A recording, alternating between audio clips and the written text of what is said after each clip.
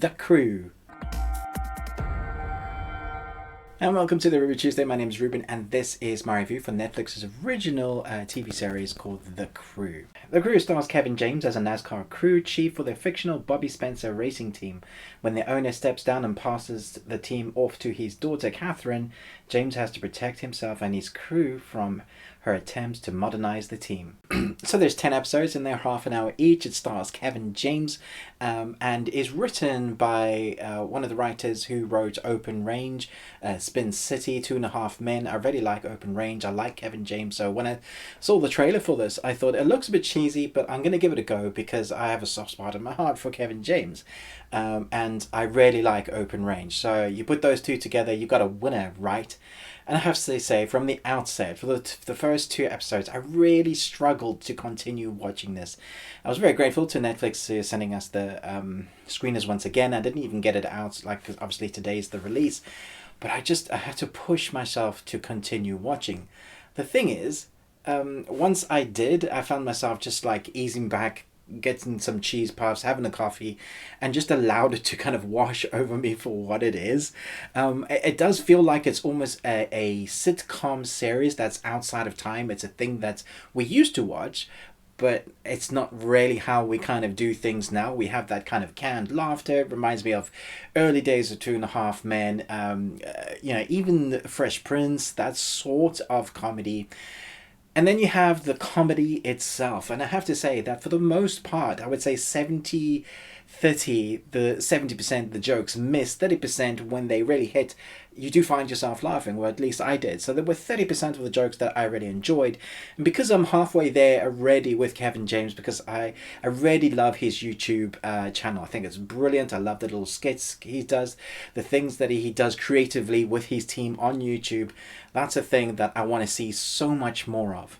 And I feel like had he been given more creativity or allowed more room, rather than to just do the typical half an hour skit comedy with canned laughter that feels very fake, it would have been a better route to go. Although he is also an executive producer, so he's got his hand in all aspects of this show.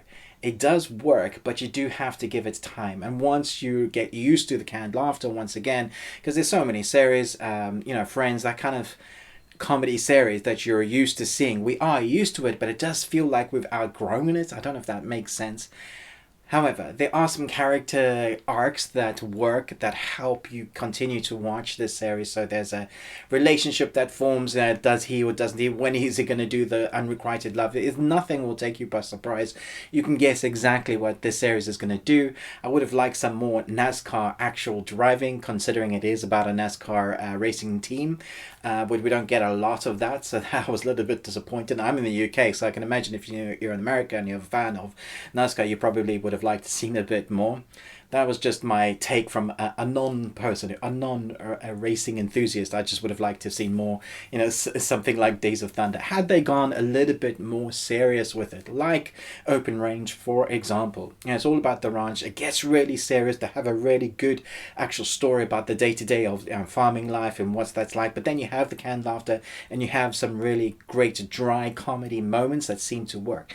Had they gone a bit more like that, gone a bit more serious, a bit more racing, a bit more into the lives, a bit more drama with it, in the way that it's less forced canned laughter, less forced jokes. So there are times when there's a joke and you see it coming a mile away and you hear it and you might chuckle, but the canned laughter just before that or just after feels like an offbeat, and you're like, they're really trying to get me to going, oh, this is the part where you laugh now. So now we're going to put some laughter and this is why you laugh.